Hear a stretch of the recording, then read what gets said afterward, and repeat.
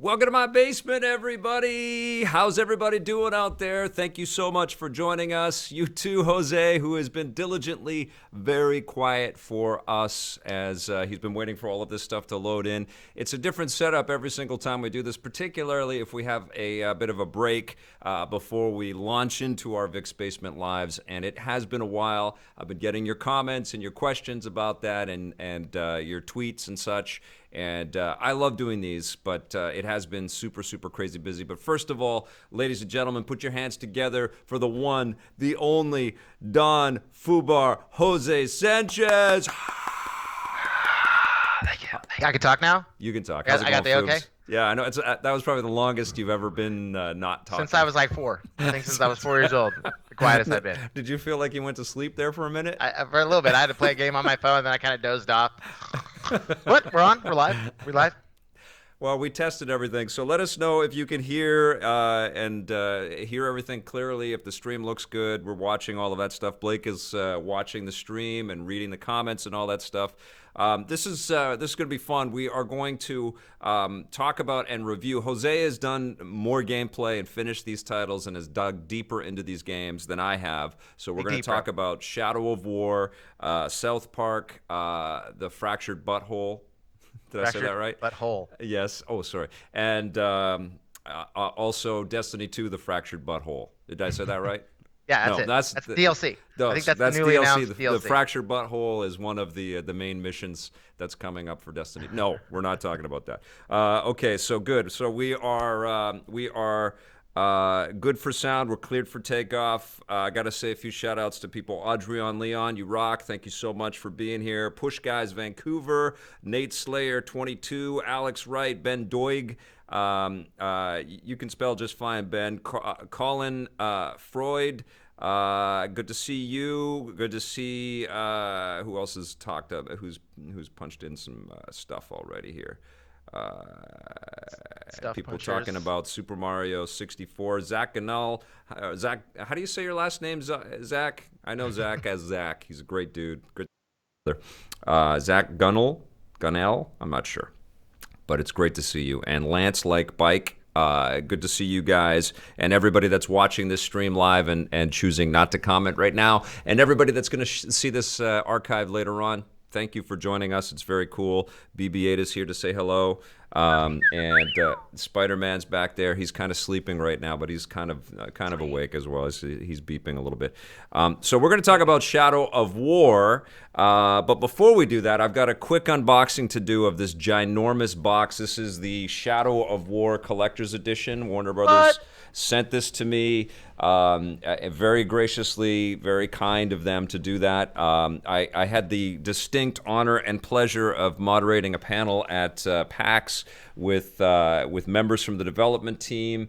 And Troy Baker, of course, was up on stage, and we had an amazing time. And Alistair, I forget the guy's name, the guy that plays Celebrimbor, Alistair was there too. And it was fantastic. It was such a fun experience. And I've been having a lot of fun with this game, and we're going to talk about that. But first, I have to open this, and to do this, I have to kind of stand up because it's huge. So I'll lean over a little bit. I'm just going to put stuff gently over there so it doesn't get destroyed. I don't even know what's in here. I suspect some kind of massive dragon is in here. Hopefully it's not broken. So hopefully it's not broken because it's been shipped, and I did drop it when we were moving things around, but it's packed to be dropped, I believe. Amateur night. That's what right? That is. Oh, this is going to sound amazing. This thing is huge. Oh, I think I have to put this on the ground and then take it out. Like that's the only way to do this. This thing is enormous. Okay, here it comes. This is good. Yeah, I think we it got looks our. Like, it looks like you're taking out a collector's edition statue. There we That's go. what it looks like on the from my angle. I think looks we have great. our thumbnail right there. Taking out the old two-handed dragon. Doing it live. Hopefully you can still hear me.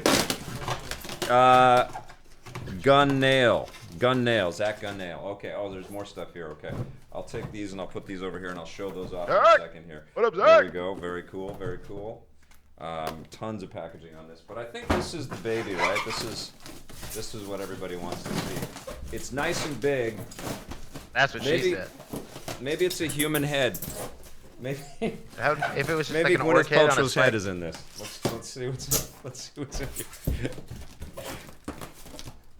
What's in the box? What's in the box? Stop! Make it stop! The screeching. Live unboxings, they're the best. Oh, let's not break anything if it's okay. They're my Oh favorite. God, it's a giant dragon. Wow. We need a bigger studio. We got a giant dragon statue thing. Oh, it's a Balrog fighting a statue. Oh my God, that's dope.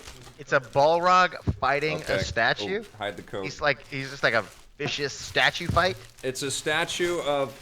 Oh yeah, that is How kind do of I awesome. look? It's great. How is it? How's this unboxing going for everybody? It's going fantastic. It looks great on my end. How's this? This is good. Am I doing it right? I don't think you're supposed to put the plastic on your face. That's kind of rad. Can't lie. When my kid grows up and she watches these videos of her dad, she's gonna be so proud. Okay. Look at the size of that thing. Look at this thing. It's absolutely gorgeous. Oh my God. Wow, that's gonna live right there. That is amazing. Actually, it's better if I move it over this way. Okay. I mean, yeah, I've yet to see it. I saw it was a wing, but thanks for showing it to me. Appreciate it. Oh, okay. Hold it up. Rotate it all the way. Rotate it all the way. Okay, cool. There Boom. you go. I don't want Oh, there's anything the to base of it. break Oh or yeah, look at the fall. base of that. Look at this thing. Ah. That is magnificent. I can see the bottom of it. Whoa! Look at the detail in that. And I guess that is what's our main character's name again? I forget. Celebrimball. Celebrimbor. Yeah, but what's the other guy? Oh. Come on, you played the game like crazy. What's the other guy's name? Dude, that's like 3 games ago, bro. Oh my God, I can't remember his name right now. I'm totally blanking. You threw. It's Talion. Talion and Celebrimbor. Talion. There we go. Yeah, must There be it is. Talion. Well, That's they're what both in. It's a 2-in-1. Italian. Talion. Celebrimball. Sounds like a That's damn so monster. cool. Sorry, Warner Brothers, for forgetting names and such, but look at that. That's amazing. The glaive or glade got bent a little bit. Uh-huh. But still Dropping stuff. amazing. Okay, so that's gonna go there. I'm gonna open my collector's edition now. Here it is. It's a piece of paper with a code on it. You got some Yeah. new gum today, did you? It got comes it. with the soundtrack. Dope. There is amazing, beautiful music in this game. I Music is actually, really good. I had it on the title screen for a bit and was just listening to the music and was really impressed. And I think I got a steelbook of the game for PlayStation 4. So cool. And then we got the Mithril edition, and I don't know what this is. Maybe it's... Got to open it up, guys. Gotta open it up. That's what the whole purpose of unboxing things is. That's right. To unbox them. I wish you were sitting here beside me, buddy. But you Yeah, can. I wish I was opening a freaking collector's edition. You swore already. You just got to let it fly, buddy. Let it fly like a little birdie, like a dragon. I was gonna open my collector's edition water that they sent me. It's delicious. Nutritious. I didn't mean for this to make you jealous. I'm sorry. I wanted to show this stuff off. And seeing it's as cool, man. It's cool. seeing as we are talking about this today. Okay, so Today this on the is, show, we're going to show off the cool stuff I'm getting. Boobs isn't. Oh, man, Boobs, look at the size of this statue. I can ride it. That's how big it is. Okay, so we have some stickers, it looks like. Okay. Some this very cool box, which I guess houses everything. That's the idea here. You put everything into there. We have this envelope, maybe an invitation to Middle Earth. No, it has some postcards from Middle Earth. I would never want to go there. It actually a nice it place. looks very desolate and destructive and gray and foreboding. And there's also some like Vancouver. beautiful concept art, which looks like the concept art for the statue, which is very cool. The art in this game is stupendous. And then we have a map of Mordor, I believe. Let's see. Everybody needs to know where you're going. Using my teeth. Never do that. You can break your Never teeth. do that. Don't break Okay. And here we go. your Look at this. Yes, it's map Mordor, is the paper. map of Mordor. So Is it cloth or is it paper? It's not paper. It's Sturdy. yeah, it's made out of a plasticky material. It's Plasticky? not cloth. Okay. It's not like it was made by orcs or anything like that, but it's still pretty cool. And now you don't have to hit the pause button. You can look at the map right there. Yeah. That's cool. And maybe this is kind of more of a patch than a sticker. Let's see. Here's those teeth again. Let's get this guy some scissors. Blake, scissors. Scissors to the stage, Blake. Yeah, or we need a knife or something. We need Johnny Millennium's his cool swizzle knife or whatever they call those things. Yeah, these are stickers. There you go. You can show those off, Blake. Thank you. Scissor hands. Got a code for something here. I don't know, the Mithril War Chest, which is some of those controversial loot boxes that everybody has been talking my ear off about. Everybody loves controversy. Everybody loves controversy. There is a lot of stuff to be annoyed about in video games. There is. And we will talk about some of those things in a moment, but I want to take a look at the... It does come with the DLC, the expansion kit, and then you get this beautiful... This is gorgeous. You get the beautiful... Steelbook, which has more codes in it. Codes. Show me the code, Vic. Show me the numbers. No, I'm going to try not to show the codes. That's what I'm trying not to do. And what is this? Show me the codes. This is Got my safety PlayStation warnings open right and now. stuff. Let's Okay, go. they used to have instruction books, but no more. But there, show that off. Gorgeous. Look at that. Dope. Nice. Very nice. Okay, so that is the absolutely amazing collector's edition for, I don't know what the tier is. I don't know if that's like the legendary collector's edition or anything like that, but it's Super massive. deluxe. It came in the like FedEx delivered the thing, and the box was huge, and I had to go out for dinner. And so I picked it up, and we had to go to dinner with it. And it basically took a seat at the table where we were having sushi, and everybody was like, "Hello, hello, box," and the Anything box for your joined us for dragon, dinner. sir? Yeah. It was drag great. back field? But that is so cool, and we're going to talk about the game in 1 second, but there's one other thing that I have to talk about because it has been proving very useful so far. Aver Media sent out the Live Gamer Portable 2 Plus. I think there was a Live Gamer Portable 2, and I have been using the Aver Media Portable Gamer 1 for a long time, and the reason why I dig it is that you can use it anywhere. You don't have to plug it into a computer to record your stuff. And so when I found out that this was out there, they sent me the press release. I said, "Can you send me one? I want to start recording stuff and testing it out, and I'll talk about it on the show." They did do that, and we've already been using footage from this. And once again, the thing that excites me the most about it is that I don't have to plug it into any other software for it to work. It's really like you stick the HDMI in and you stick the HDMI out and you plug it into your receiver.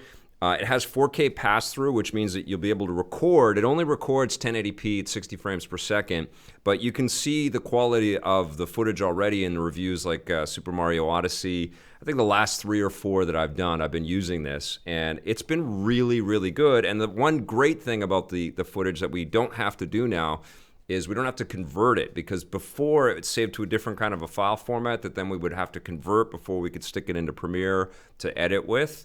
And all of that was a drag. It took way longer than it should to be able to get that footage. It didn't look as good as we wanted it to either. It only recorded at 720. But that old one is a few years old now. This is, I think, came out this year. And so the 4K pass-through is nice, so everything looks good on your 4K TV. I would love for this to record at 4K, but it doesn't do that yet. I think there's probably pricier ones that allow you to do that. But you just stick in a micro SD card, and I had a 64 gig one, so I can record hours and hours and hours of footage just off the card, stick it into my computer, and load it right into my sequence to edit, which is really helpful and useful. And the proof is in the pudding. As a recording device, I haven't used it as a streaming device yet, but as a recording device, it's already proving to be incredibly useful. It means that I don't have to have a computer in front of my TV when I'm recording games and stuff. So I dig this thing. It's a couple $100. I think if you are doing a lot of your own recording and making videos and stuff like that, and you want to keep your setup streamlined, you should check this out.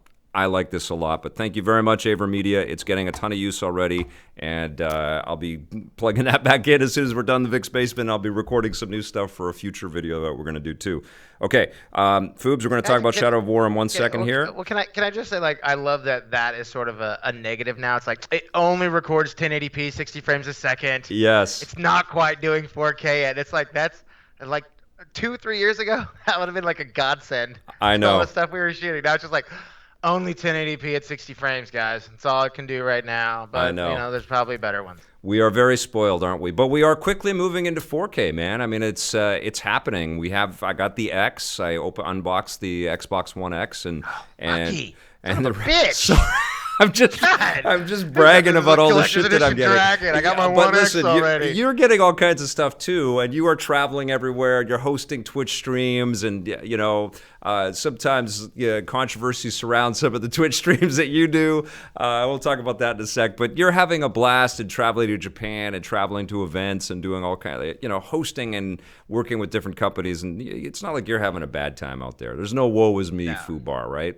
No. I'm still making the best of what I got going on for me and having a good time doing it. So. We miss working with each other every day. Every time we chat, it's just like, what the hell? Why are there no television stations and networks, and why are there no partners that kind of recognize what we achieved with our television shows that want to talk to us about building that up again? And I told Jose on our last chat conversation that I could spend all my time knocking on doors and trying to, drum up support for stuff. But I know that it's a different world, and people are so risk averse. They're so scared of spending money. And if I spend all my time doing that, I'm not going to spend any time making stuff, and I can make stuff right now. And that's kind of the choice that I'm making. It's like, well, we can still go off and make video content and do reviews and do interviews. We just can't do as much. And one of the things that we can't do as much of is work with you.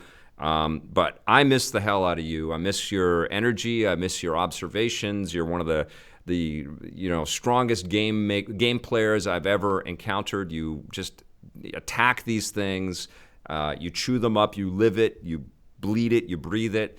And I think we should meet more often like this and just shoot the shit about games, and you can give us your thoughts. But before we talk about Shadow of War, I just want to see if there's any questions or comments or anything.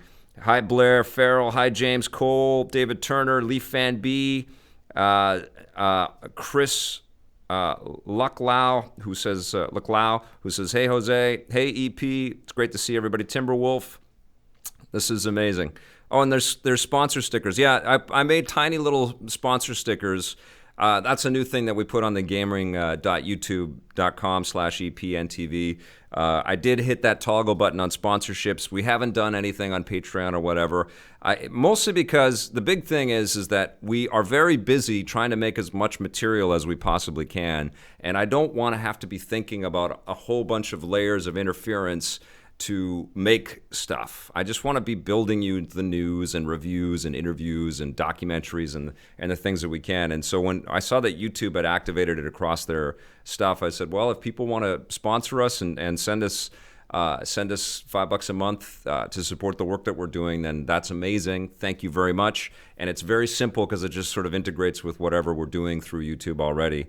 And it was the easiest way to sort of light that up, and I appreciate that. So one of the things that you can do is you create these stickers, and so or badges they call them. So I created a little badge with the very first EP logo that we have, and I think I call you're like a spark partner, sort of the electricity spark.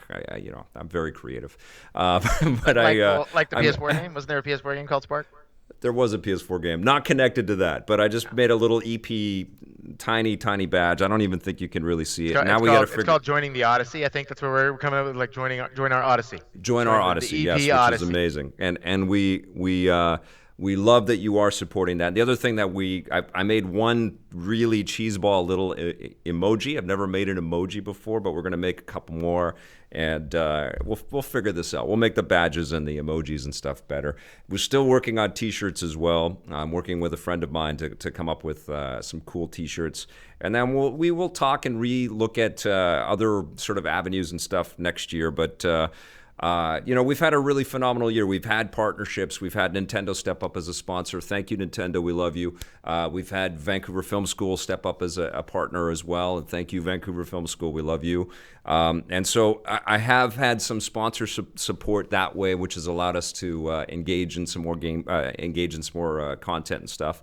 And we'll see what the future holds in that regard. But I can tell you that if you are keen to sponsor us to create more content, we appreciate it like crazy. It's just going right back into paying salaries and paying for the expense of building all of this stuff. And, if we keep growing and keep getting enough of these things, then that allows us a lot more opportunity. And, one of the things that I've often said is I want to get all of our old content up there. I'd like to do new things with the old content, the archive. But I also want to hire people back like Jose and Marissa and Ben and maybe bring in some other new people as well. But you got to take one step at a time, and this is one step at a time right now. So let's get into it. But thank you very much to all of our sponsors out there. You guys rock.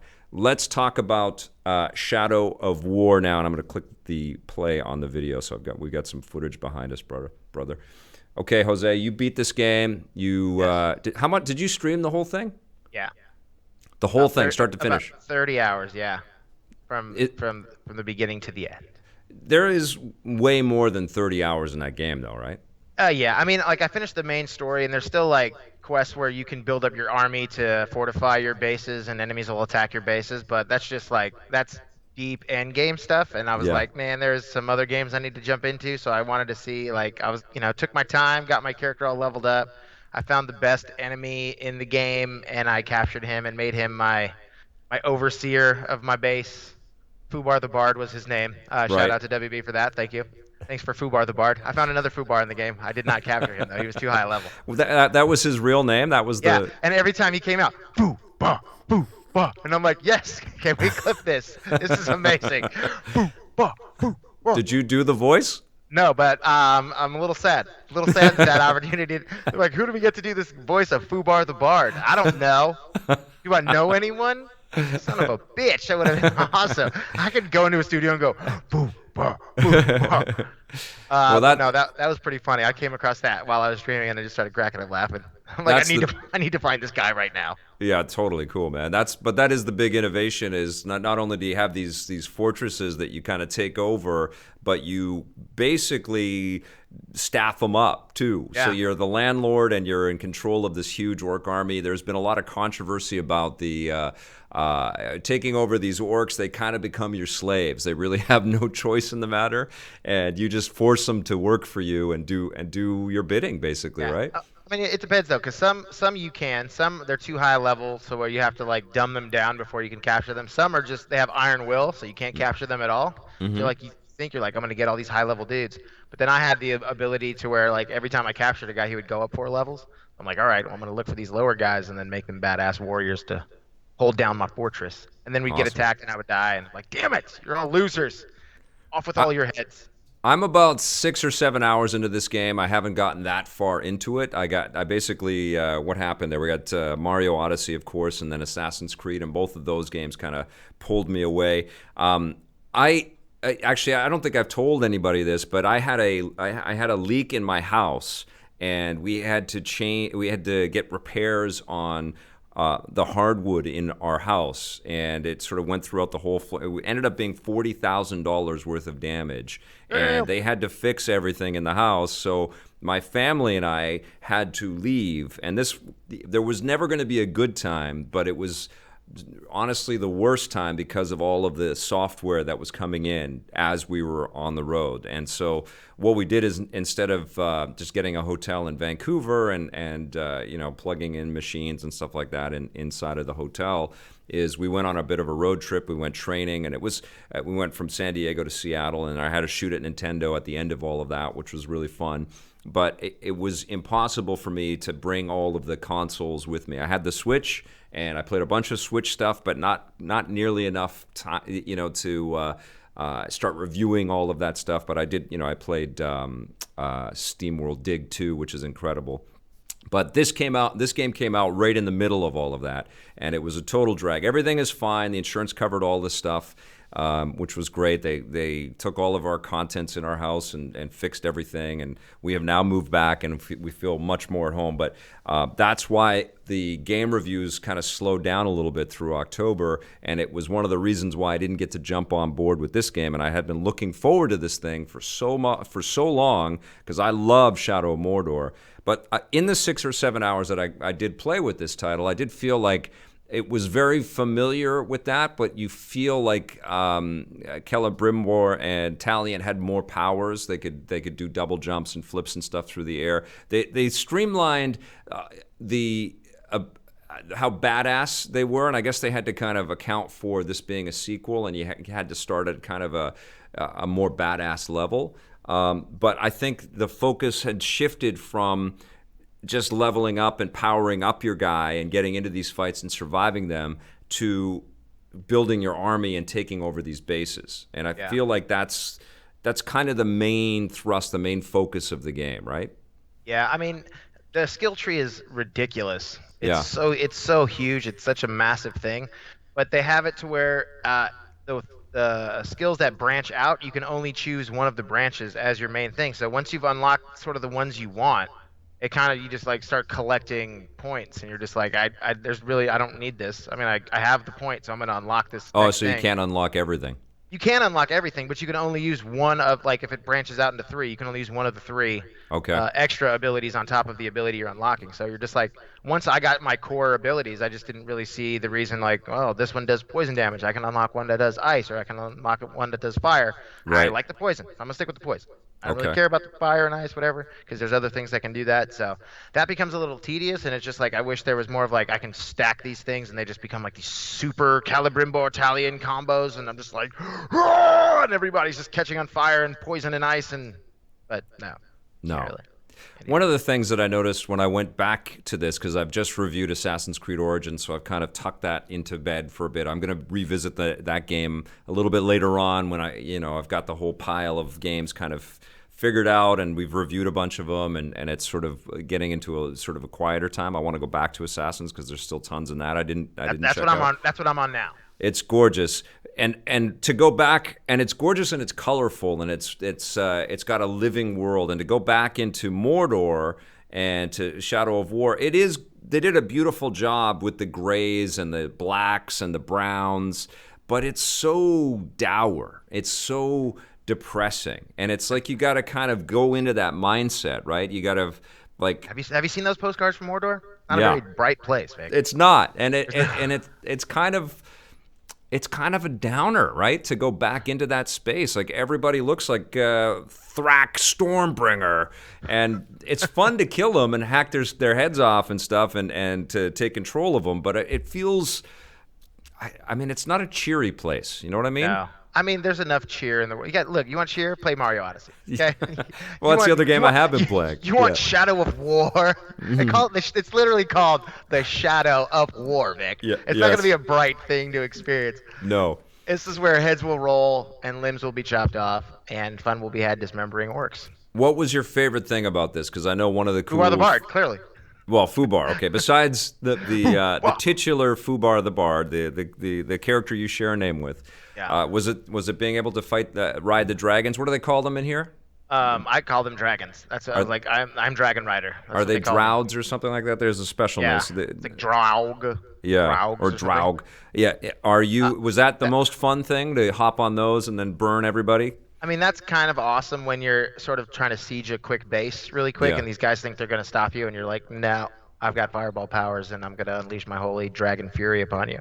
Right. I just think it's taken that combat that we've seen in all the Arkham games, and it's made it so much fun. And it's like, I wish the combat in Assassin's Creed was like this. Yes. Like, this is how it should be. It should be this fluent, and I'm like traveling from guys, and you're doing these combos, and you feel like you're that badass guy who's wielding these weapons and just thrashing these dudes and hitting like 30, 40, 50 hit combos. Like, oh, just another thing.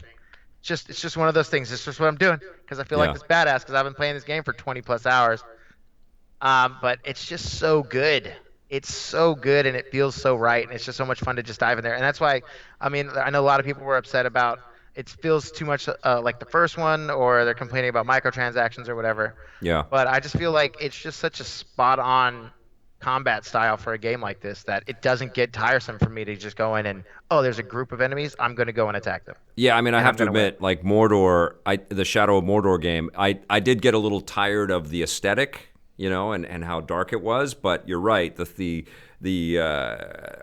rewards of playing it never ceased. It was Yeah. always super fun to play, and you did feel like you had so much power and so much quickness, and it was really really fun. And I am. I was starting to feel that, and then I put the game away to play Mario and sort of fine tune my thoughts on SteamWorld Dig, and then I've jumped onto Assassins. So this is what I want to go back to. My question for you is: you also get more than one game at a time, which is honestly, it's Yeah. nothing to complain about. It's we know how lucky we are as game reviewers, but it's hard sometimes to put everything away and just focus on one game when you get a few of them at a time. Were you able to do that with Shadow of War and just say, screw it, I'm just going to finish this. I'm playing this to the end. Yeah. Well, I mean, Yeah.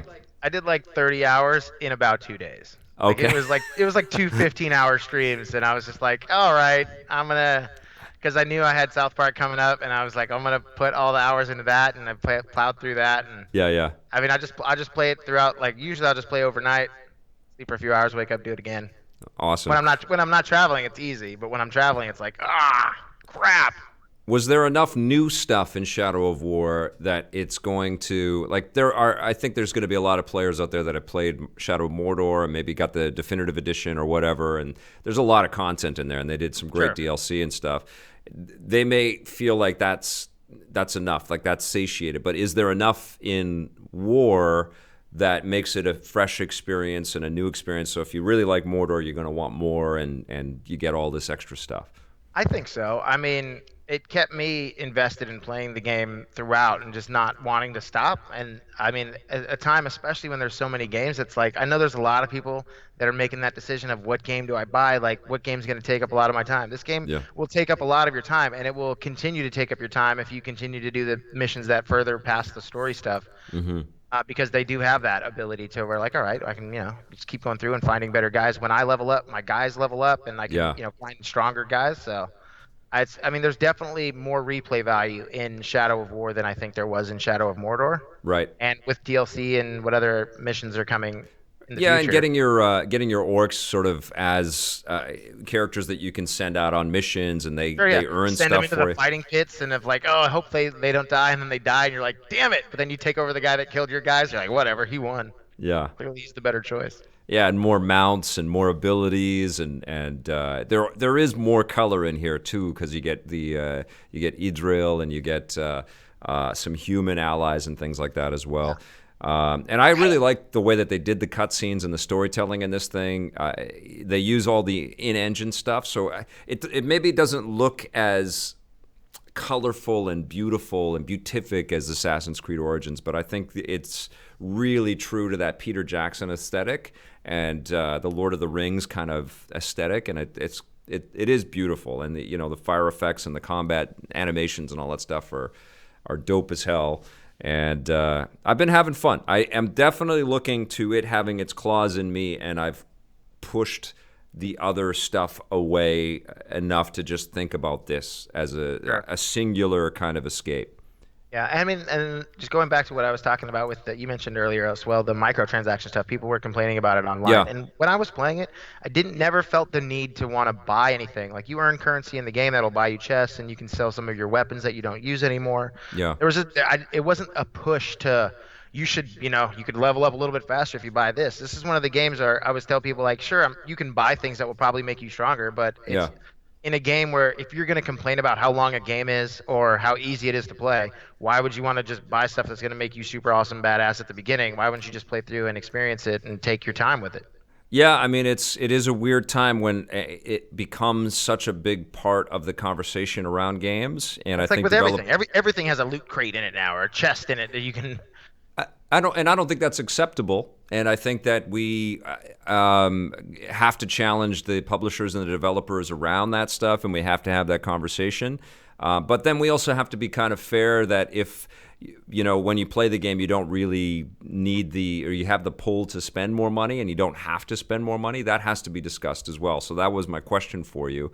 And I do think that Warner Brothers has been hearing a lot of the complaints and a lot of the issues surrounding loot crates, and they had made some changes just before the game was released, and they are changing this game post-release with some of this stuff. And same thing with the Forza 7 people. And Star Wars Battlefront 2. It's a slippery slope right now, but I think that, particularly when it comes to these single-player experiences like Shadow of War, that the developers and the publishers want to figure out a way to get more money and to have that sort of games as service kind of attitude that it has now infamously been surrounding the Amy Hennig project. But you have to do it with a lighter touch and with the player sort of in your mind, And I do think that it's incumbent on the general consumer out there that loves video games to voice their opinion. And if they really feel strongly like they don't want to have these loot crates and loot boxes sort of presented to them, to not spend a dime, to not go there at all, and sort of vote with their pocketbooks and use Twitter and use the forums and express their dissatisfaction. Yeah. Like I don't usually ever have the pull to spend on these titles either, but I think one of the reasons that drew me to this career and got you involved in this career, and one of the luxuries that we've had during this experience, is that there has never been a shortage of other things to put our attention on. But I think a lot of players, they don't obviously have the time in their lives because they have real jobs that pull them away from their interactive entertainment. And they consequently don't spend as much on software. So they get the 1 or 3 or whatever, not that many games. And then they are sort of committed to them, and they are in that space for a long time. And if there are all these hooks to keep you there, and they're asking more money of you, it always needs to be fair, And I feel like, I've said this before, but the business needs to work harder to keep people happier, not just entertained, but also happier customers. They need to walk away going, well, that was a good deal. I got a good deal out of that. And I'm going to tell my friends what a great experience that was at that price point, and more people should play that. And it sounds like that's what you're saying. Yeah. I mean, it's one of those things where, I genuinely had an awesome time playing through the game and I didn't feel the need. We're like, damn it, if I would have bought this crate, something better would have happened. I hate when games will just go out and be like, you can only get this specific thing that'll get you to this specific level by buying something. It's like that. I didn't feel the need at all in Shadow of War to do that. And so right. I just, my note to people who are worried about it, it's like, it's not a thing you have to worry about. There's tons of currency you earn in game that'll buy you a whole bunch of stuff. When you level up, you're getting more stuff. So Mr. Brockrock says, Vic, the issue is do they see the money replace those of us it drives away? So is the money filling the void of the longtime lifer gamers out there that are sort of disgusted and saying, well, I'm not going down that route?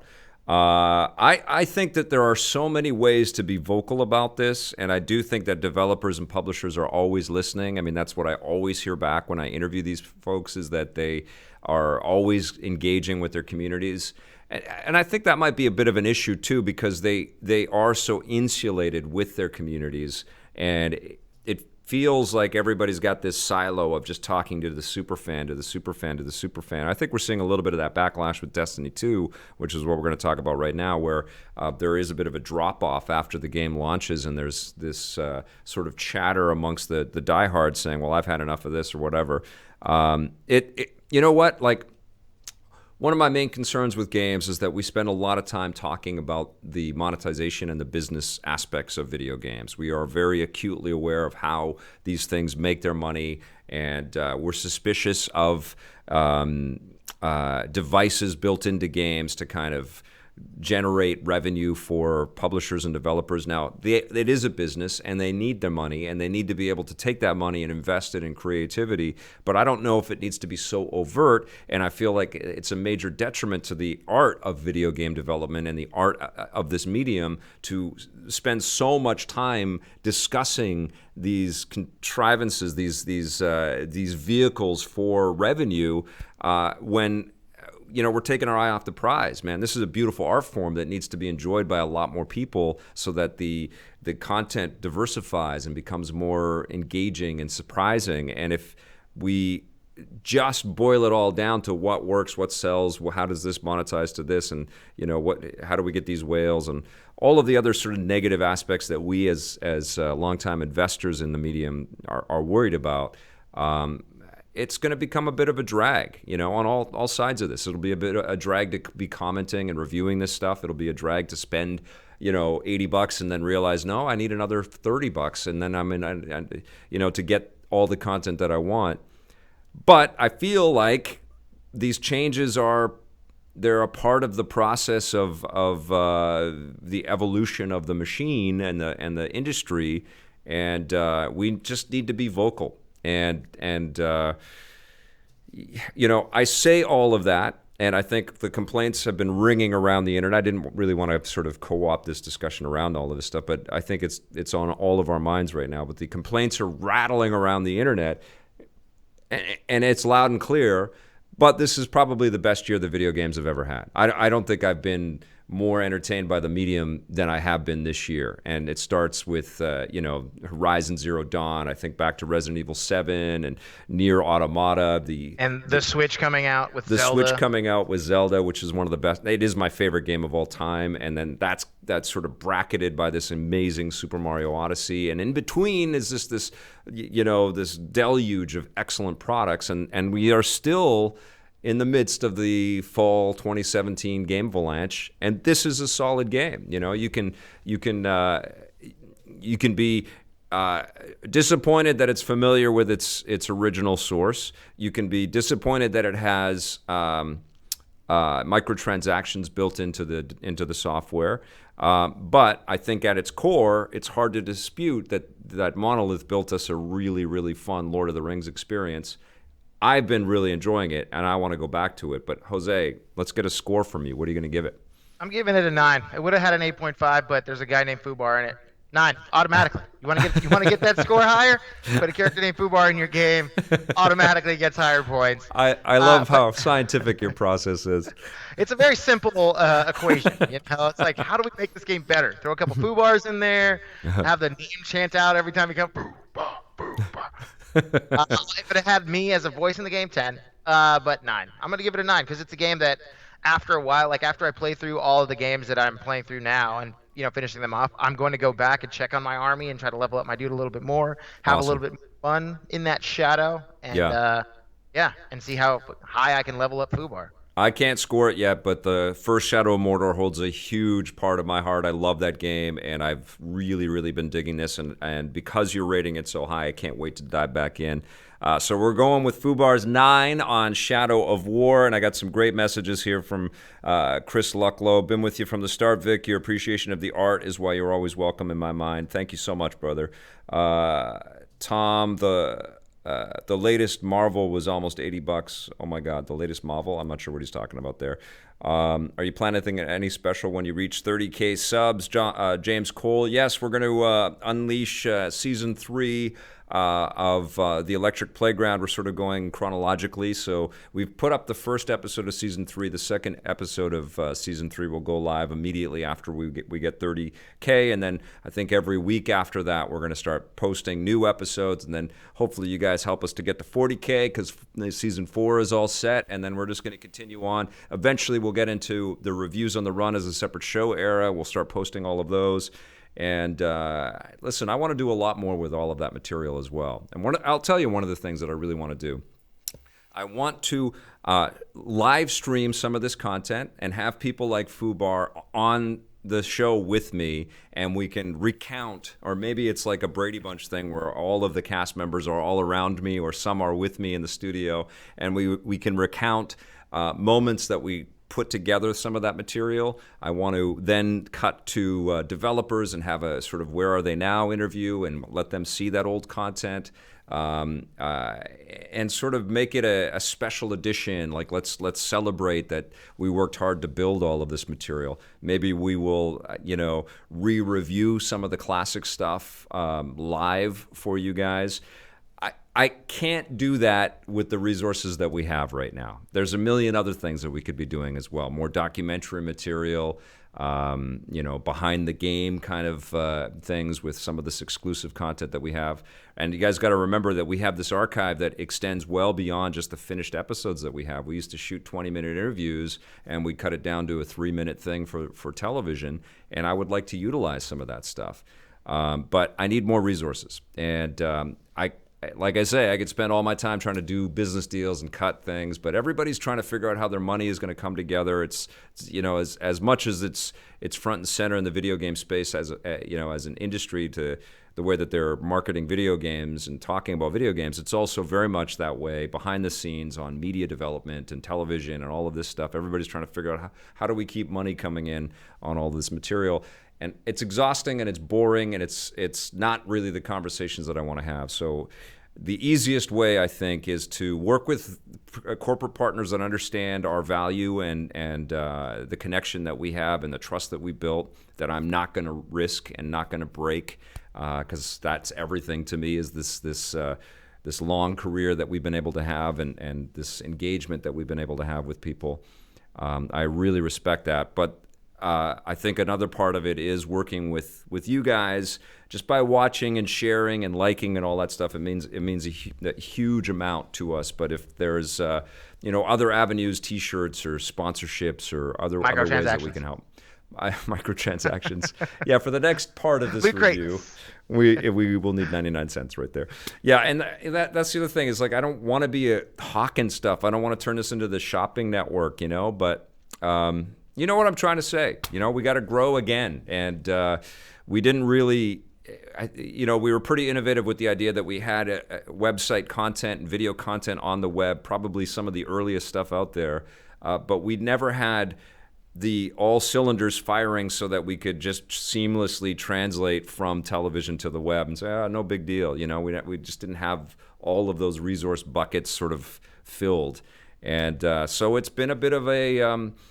kind of starting over and trying to figure all this stuff out. And you guys are helping us do that, and we appreciate it. Anyways, enough shop talk. We will save more of that conversation for another podcast down the road. But right now, let's get into our next review, and that is going to be Destiny 2. We'll save South Park for the end, so I'll just get the video going behind us right there. Now, I played through the single-player content, and I played some multiplayer stuff. But this is a game that is way beyond that. There's a lot of end-game content. There's a lot of raids and extra material. You played it on the console, I'm sure, Destiny 2, but you've also been playing, and have you flown through the PC version as well? Yeah, I did campaigns for both. Yeah. I finished both campaigns just because I wanted to test the waters on the PC version, which is so pretty. Yeah. It's so pretty to look at when it's running like high detailed goodness. For me, like, I used to for the longest time I was console. Give me the consoles. All console all the time. And the last Destiny wasn't on PC, so I was like, all right, well, just give me that, the console goodness. But then I finally got a solid gaming PC a couple years ago, and now it's just like I feel like the darkness is pulling me in. It's like, You're the master race now. Don't go back to those controllers. Use your mouse and keyboard. Really? So you're that hardcore on the PC? You go to mouse and keyboard, even though you've been sort of training on the consoles for so long? Yeah, man, it's such a. I mean, there's this the fine-tuned aiming. It's just next level, especially in a game like that. Well, the thing I enjoyed about the first Destiny game was that it did something that was so it made the aiming feel so good. Like when you were just getting headshots, you just felt like, I don't know, it was just clicking the way it should be. And same with the console version of Destiny 2, which is the one I played first. Yep. Again, and I was like, all right, I can see why I enjoyed this console experience playing the original Destiny, because I had a great time playing console Destiny 2. Yeah. But then I get into that PC version, and I'm like, fine tuning in the little areas when guys are trying to hide and you're trying to snipe behind them and not die. It's just, those graphics, obviously, because I don't have the PS4 Pro or the PS4 Pro. Yeah. But I do have a high-end PC that can play this game looking as good as it does. And it's like, it's just a total night and day kind of difference of like how smooth it runs, how good it feels, and just how much more fluent it feels with that mouse and keyboard, which is why I'm excited to see, because I heard the Xbox One X has mouse and keyboard controller support. I'm not It does, 100% sure but on that. it's 30 frames per second on Xbox One Oh, see, X, yeah, and you're playing at 60 frames per second on your yeah, PC, right? yeah. Yeah. And does So that make a never big mind. difference for you too? I mean, I can just tell the fluidity of the game looks Yeah. and feels that much more better on the PC. It's not bad. I mean, it's not like, oh, the PlayStation 4 game is now unplayable, but I haven't gone back and played it, which is a thing that I want to do as soon as I'm done finishing up Assassin's Creed, just to sort of see like, okay, now I can sort of tell the fine nuances. But just making that jump to the PC, I can just tell it felt so much smoother, and I just had a much more enjoyable experience playing it and jumping around and destinying. Do you play on your television? Do you hook up your PC to your TV, or do you have it on your Yeah, monitor? Yeah. I have my it's hooked up to my TV. And so you sit back and you have a mouse and keyboard set Yeah, up like well, that? it's literally the setup I have now. I have my monitor here, and then I have my 55-inch TV right here as my second monitor. I've Okay. yet to dabble into the smaller monitor thing. Okay. I'm a baby streamer. Yeah. But I just have it. I'm like, why wouldn't I want to play it on my dope ass TV? It sucks because I have a 4K TV in the living room that I don't play games on. I'm like, this is a travesty. Yeah, yeah. But So, soon, oh, soon that will be. so you're not gaming on your 4K TV? I guess you don't have a console or something that does that yet. No. But your So I just, PC could your PC output to 4K? I believe so. Yeah. But I'm like, I have everything set up here. Works for me. It's fine. So you have gone through. I've played chunks of the game 3 times now, and I've played a huge chunk of the game in totality, and I loved it. I think that it's a remarkable step forward. But this is a game talking about microtransactions and talking about sort of the business being faced, front and center on the software. This is a game that is very clearly engineered to keep you there forever. And so much so that EA effectively said, "Well, our Star Wars game is not enough like Destiny. We need to make it more like Destiny." And Yeah. does that bother you, or is that okay? I mean, is there I mean, enough there that you're feeling satisfied? well, the thing is, the funny thing, like somebody had just mentioned it online that I just read was like when they launched the first Destiny, they said, well, we'll never really have to release another Destiny because we're just going to keep pumping it, pumping the Yeah, goods into this everybody one. Like, says that. I know, right? Yeah, So there are a lot of people like, this is BS, man. You guys went and released a new game. Like, I thought you were going to keep pumping it into the first Destiny. And yeah, there's a lot of love into that original Destiny game. I mean, they put a lot of DLC, a lot of time, and it was fun when I lived with my roommates and all of us had PS4s and we were all playing the original Destiny. Like, we were our fire team. yes, And so it's definitely a game that is built to be played with friends yeah, and have that experience of that cooperative awesomeness and everybody's getting their light and leveling up and hitting that top tier when they together. yeah, For me, it's like from jumping around, it's always hard for me to play with the same people that I'm playing with, especially when I'm playing on console or when I'm playing on PC. yeah, So that's why I plowed through the campaigns for both. I'm like, I want to see how it is and get my character a little bit more badass, so when the time comes to yeah, when all the raids, because there's only I think one raid out now, yeah. but more are coming and more on the horizon. So They it's announced gonna the DLC today. I just sort of peeked at that. I'm not totally yeah. sure what's coming. But people have been less than completely ecstatic with the end game content. How do you feel about the end game material? Was there enough there for you? Yeah, I mean, I thought it was a fun ride. It was cool to see how the little story played out. But then again, it's like, when is the actual end? I mean, the end of the campaign content is one thing, but Yeah, that's the going beginning and of the game, explore, yeah, basically. right, yeah, Yeah, it's just when things are getting started. Like, okay, now yeah, you're good enough to actually play the game. So now you can go and play the game. yes, And I kind of like the bridge that gives to the game instead of just jumping in and wanting to jump straight into multiplayer. You're like, fledge out your character, make him like a little bit of a badass, and so you can get into these higher tier areas and start playing and feel like you know what you're doing instead of just going in like, for a shooter, a typical shooter when you just jump in after you don't play for a while and you're just fodder because everybody's been playing it and they're awesome. yeah. Yeah, and I played the multiplayer combat, the versus stuff, Yeah. and I think I had just come off of some Titanfall 2 multiplayer or something like that, just before I took my trip down to Seattle and was sort of exposed to it, and it didn't register for me. It didn't really have that much of an impact. It's fun, it's serviceable, it's got solid content in there, but I don't know. There's something about and I suspect I'll feel very similarly to the diversity in the Battlefront 2 stuff. But I just love, being able to jump into ships and In the case of Titanfall 2, all of the different mechs and all the Titans, the way that they're all sort of outfitted, and that it is 60 frames per second as well on the Yeah. consoles, and it just is so fast and fun and fluid. And multiplayer on Destiny 2, the Versus, I think it's just okay. I think this is really a game about exploring the mystery and figuring things out, and the Twitch factor is there because it's people with incredible pedigree at Bungie, but it's I think it's more about sort of diving in and trying to figure out all the lore and discovering all of the different nooks and crannies, right? It's like the best storytelling shooter. Yeah. It's the storytelling shooter that people are going to continue to play because there's so much story within the multiplayer. It's like the story doesn't just stop with the single player. You play through the single player, you learn about what's happening within the world of the game itself, but then you get into the multiplayer and you're like, what is this, story of the Osiris thing, the DLC that they just announced? What is that? Who's this character? Is this going to be some other dude that looks like a Darth Vader Stormtrooper clone mashup?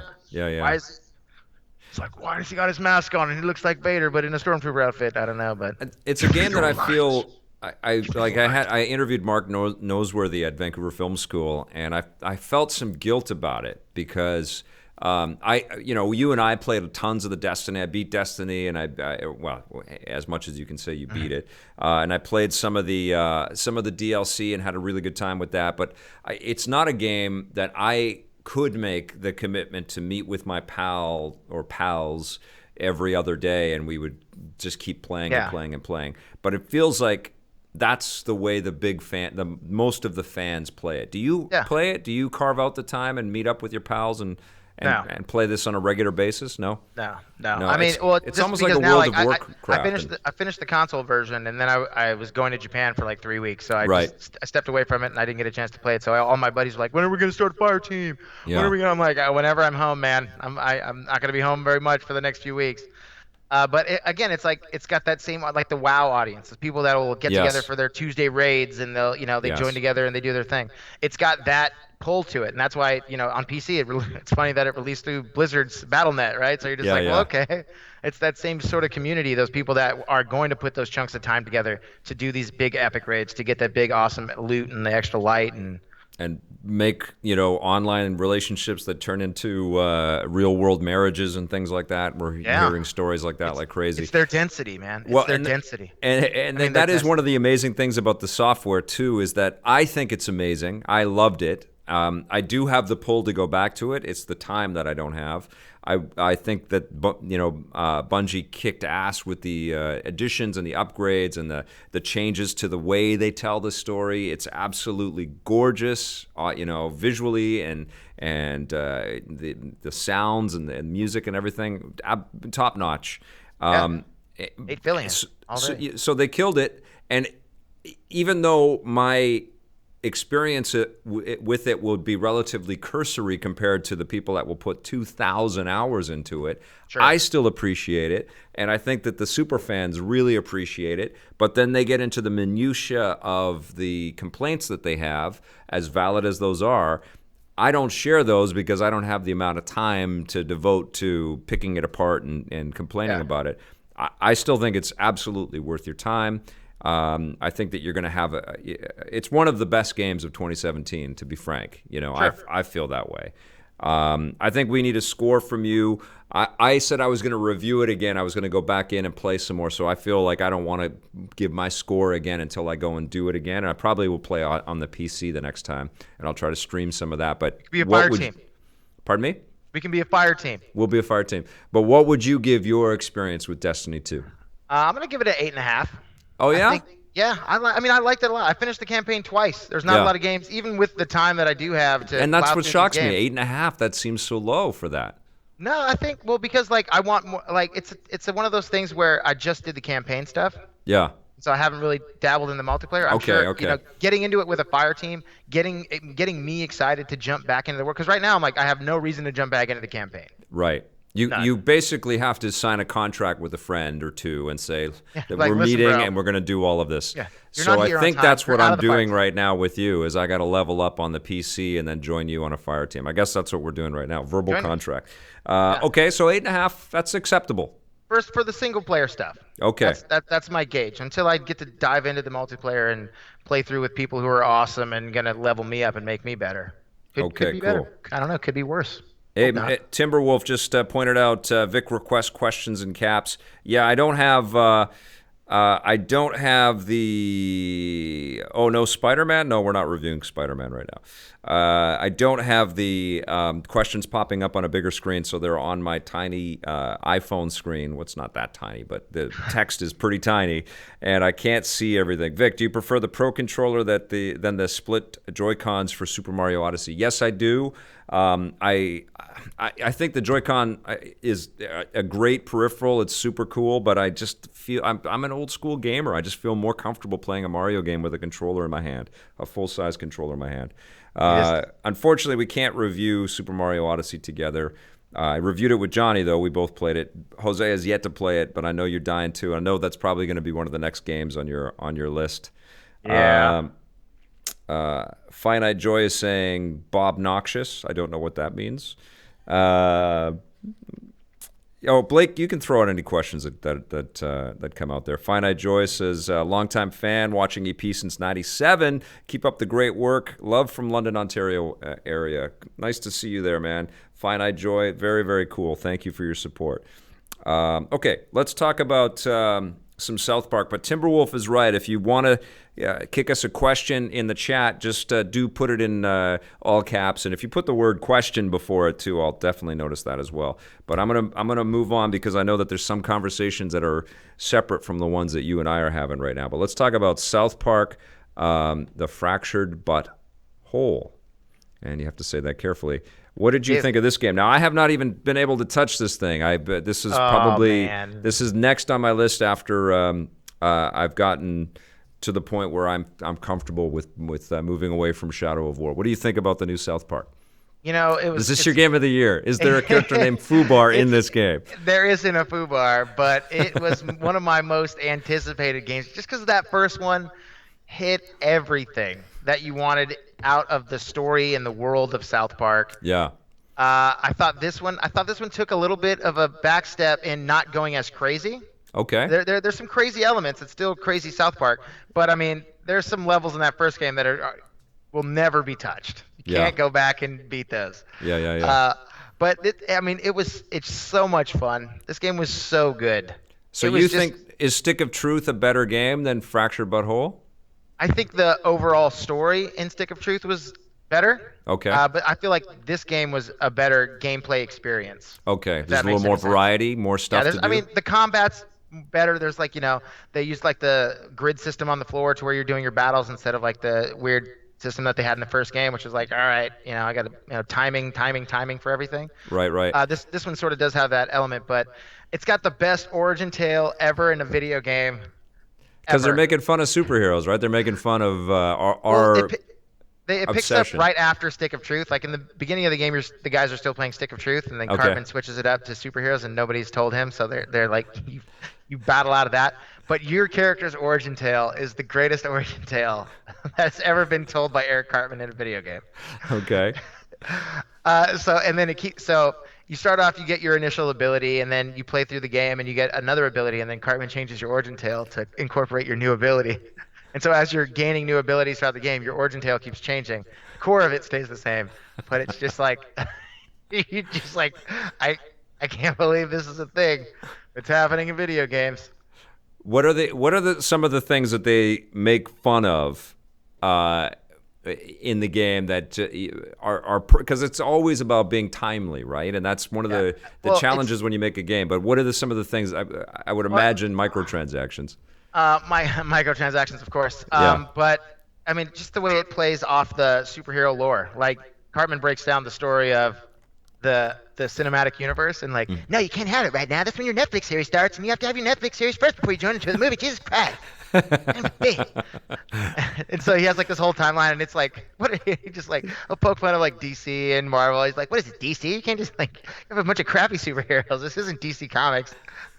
So it's like they just have so much fun, and it's like they can get away with it because it's South Park, but it just gets, it just goes crazy. It goes crazy. Not as crazy as the last game, but Yeah. like you can see the video behind you. You're just in a strip club because that's some things Yeah, that are I saw happening. some South Park boobs in there, and then we were in a There's, bathroom for a while, and a guy was just pissing all over the floor. I guess like it's an M-rated thing, right? yeah, So it's pretty M-rated. swears throughout, and people having sex, and it Not, just goes nuts. it's not so much the sex. I mean, the first game again has the best sex scene ever. Oh It's just yeah, the origin tale is a tale about. I'm gonna just spoil it for you yeah. because it's hard to talk about it without saying it. But Cartman talks to you about the time that you were a kid and how you got these superpowers, and you heard your mom screaming for help, and she's just screaming for help. And he goes out to save her, and you fight these burglars, and then you open the door, and you saw the time that your dad fucked your mom, and it tarnished you forever. And it just so that's the running theme of your origin tale. It was like, you can't believe this person you trusted so much would do that to your mom. And that's what made you the superhero you are today. So this video is hilarious because I grabbed it off of the Ubisoft website. This was the E3 demo, Oh and yeah. so they have a couple of like demo people just talking about what's happening in the game. Yeah. Here's But the they scene where have to kind of you're a fake be- stripper and giving a guy a lap dance. That's it's in-game mechanics. That's in-game mechanics. and they can't really like just be off the cuff and just totally casual with it because they work for the company. So it's like this weird, like we're from Ubisoft and now we're showing our new really subversive game right now where you're playing a kid Giving a lap dance pretending to a to get a lap dance. Oh my God, this is amazing. So there's stuff like that in the Yeah. game, and just the different like abilities you unlock. Like Morgan Freeman teaches you how to use your fart powers. Yeah. He taught me how to use mine, so he's good at that. Yeah. I mean, and when Morgan Freeman speaks, you listen, Yes. and he'll gain an extra mole. But it's just, I mean, it's such a fun. I mean, these guys, you can clearly tell they have so much fun making these Different South Park developer. games. Obsidian didn't make this one. It was a different team, right? Yeah, but I mean, like, just the guys who are making it. Yeah. Going back to the first one and this one, you can Yeah. tell they're just having so much fun getting to do this stuff, and like, they're like, can we get away with this? I just want to see the stuff that was left on the cutting room floor, like the stuff they Right. couldn't put in the game. Because Right. in the first We- game, you're fighting on your bed while your parents are having sex, and you're dodging your dad's balls. No That's like way. yeah. Jesus. So Oh my that- God. so See, you that's a- guys reviewed that. You and Ben reviewed that. So I never. This is the challenge, right? Like, how do I squeak in 30 hours or 40 hours? These are long Yeah. games too, right? Yeah, To- I to finished go- this one. This one took about 20 hours to get everything. But that was the Okay. thing. Like after I got everything, it was like, all right. I mean, because there's like little hidden things that I had to go back and find. Mm-hmm. But even the nods for that, like they have these member berries. It's like, you remember that time that Han Solo saved the Millennium Falcon? I remember. And there's all these little things you have to go and find. There's these crazy like Japanese artwork where like Tweak and his lover are in these like provocative anime drawings, and That's awesome. yeah, I mean it's a South Park game. It's everything. I mean, you're giving lap dances to dudes as a game mechanic. You're farting out gerbils out of your ass into electrical equipment to break open doors, and Were you as entertained by this game as you were by Stick of Truth? I feel like yes. Yeah. I mean, because I mean, I'm glad it didn't come out immediately after Stick of Truth. Yeah. Like it's been a few years since we had the last game, so Yes. I do like the fact that they took their time because they showed this game off a few years ago. And I I'm know like, well, it was and supposed so- to be out. They delayed it a few times. I think that's a big secret that, or a big topic of discussion that the industry needs to be having right now. I think Assassin's Creed Origins. I don't know how it's selling, but I think that they did manage to get more excitement for this because it didn't just come out last year. And Yeah. hopefully the new plan is they don't ever do that annually. Annual thing again, like hopefully Yeah. from now on we have a little bit of a break so that you're right, we want to miss these things, we want to be excited for it, And that's what I was telling people while I was playing Assassin's Creed and streaming that. I'm like, I wish they would just do a cycle of Assassin's Creed, a Splinter Cell, a Prince of Persia. right. Keep that, because I'm ready for a new Prince of Persia. I'm ready for a new Splinter Cell too. game. It's been a while. Yeah, Been a while. I'll take it. Absolutely. But I mean, having South Park come out at around the same time as Assassins. I mean, I got to play my South Park character in Assassin's outfit, which was Yeah. kind of cool. That's cool. And yeah, I mean, there's just the special abilities. Somebody mentioned in chat the Bone Destroyer. There's a song that comes on later in the game that you don't even. I mean, you just have to play it, Vic. Play it. Just crack up laughing in the basement. It's in my queue 100%. And I got a question from Timberwolf.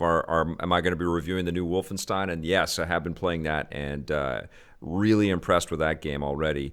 Definitely going to be doing this.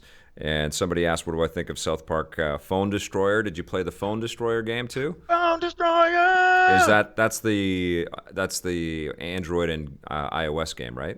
Oh, I think so. There's also an allusion to that in the game, the Fractured Oh, But in the Whole. main game. Okay. Yeah, so Yeah. they're pimping that out. So that's their own DLC right there, or their own microtransaction thing.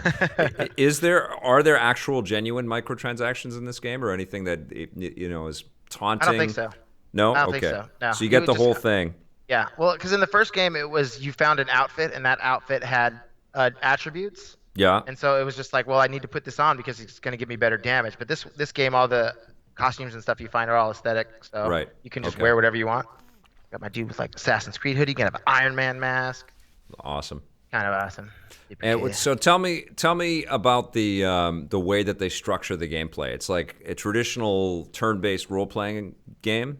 Yeah. So, but it's on a grid. So, Okay. like you can move your character into safety zones. You can see where your characters are going to be able. Each character or each ability has a certain way of it's going to affect the grid below you, so you can see how it's going to attack.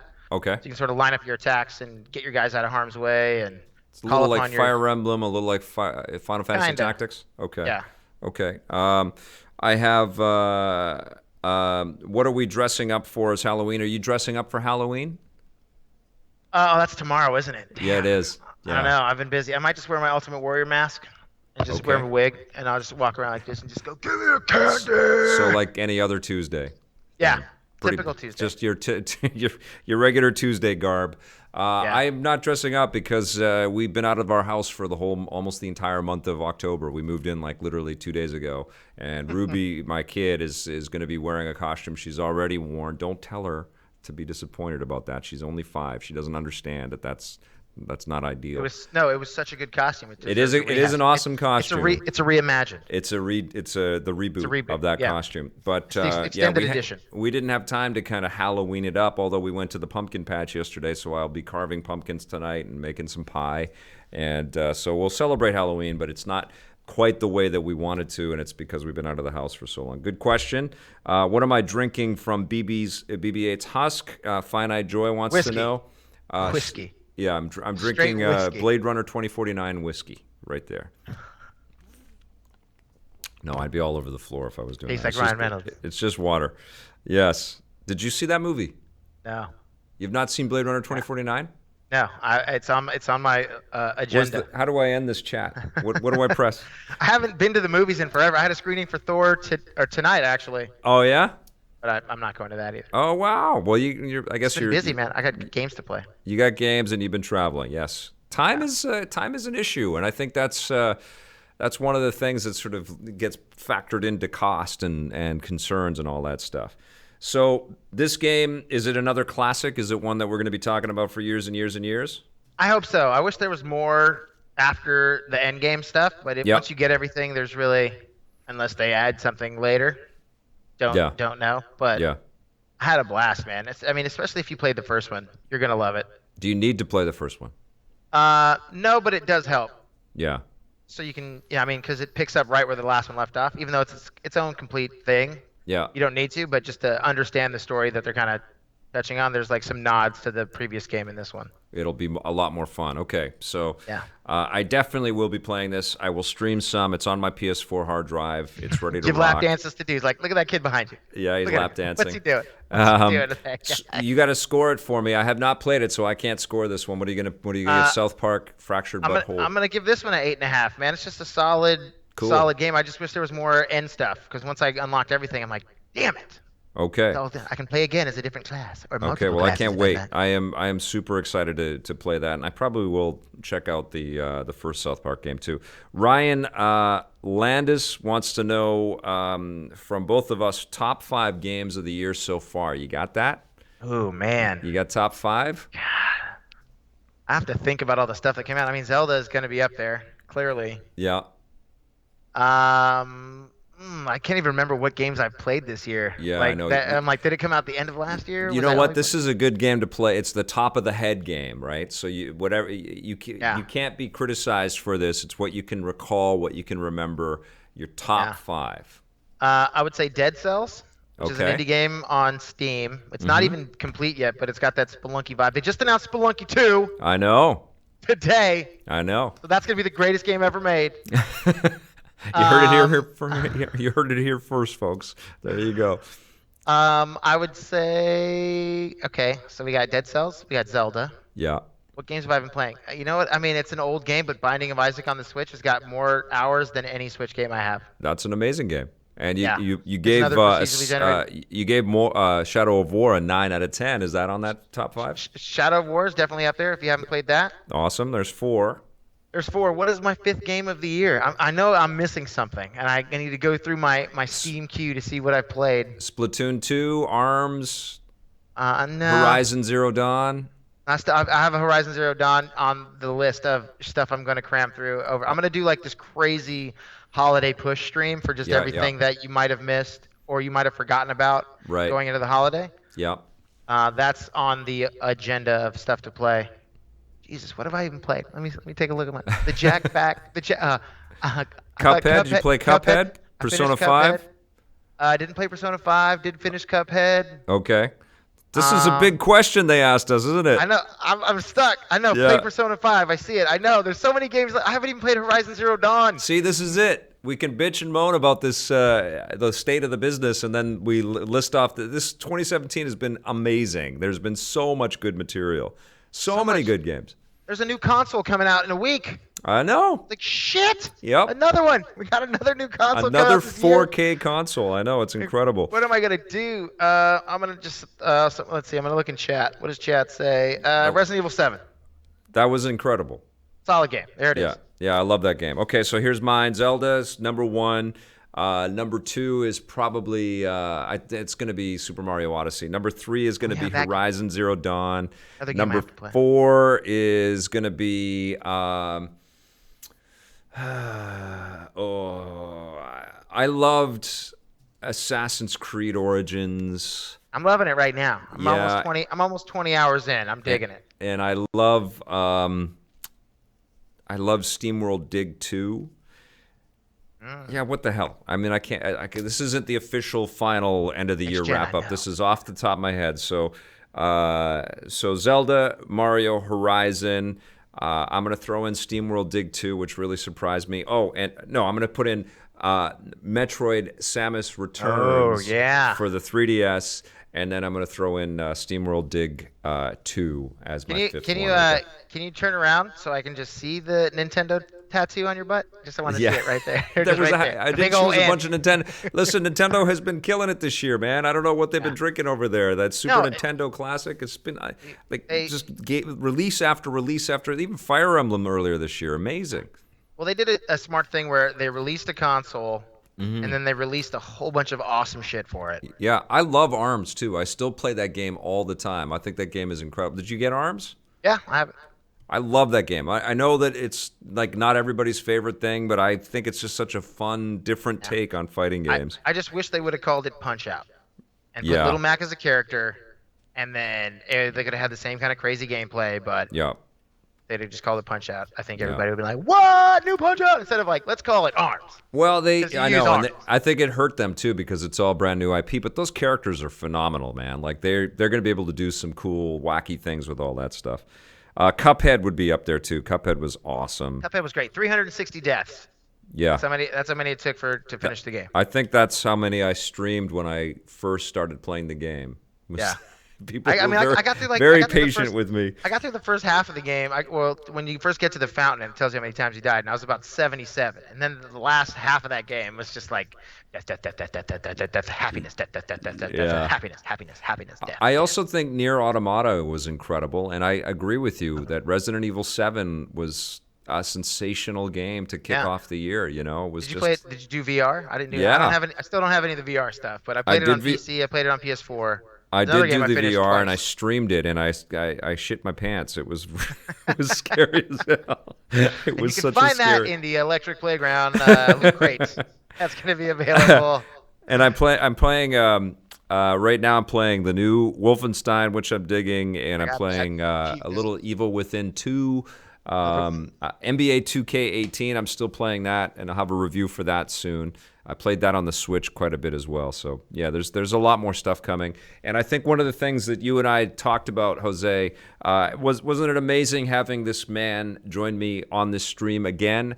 I love this dude, and I want you to come back soon. And we're going to make this a more regular thing because you play games as much as I do, and you burn through them, and you stream. You're on Twitch with Don Fubar as well? Yeah, Don_Fubar, that's me. Don_Fubar. And I've got another good question. Most underrated movie of the year from James Cole. Who would you say? Most underrated movie? Yeah. You haven't seen a bunch of movies. I haven't seen a lot of movies this year. Wind River, incredible movie, incredible film from the guy that did Hell or High Water. Just an incredible film. You guys got to see that. 47 Meters Below. What? 47 Meters Below. Okay. Most underrated, terrible movie you will see this year in the theater. Don't go see it. Just avoid Okay. it. Well, I got to wrap it up, guys, because I got a phone call that I have to take. And but we will do this again very soon. Foobs, you are the best. Thank you for joining me. I hope everybody could hear everything and had some fun with that. And we will answer more questions and do more chatting very soon.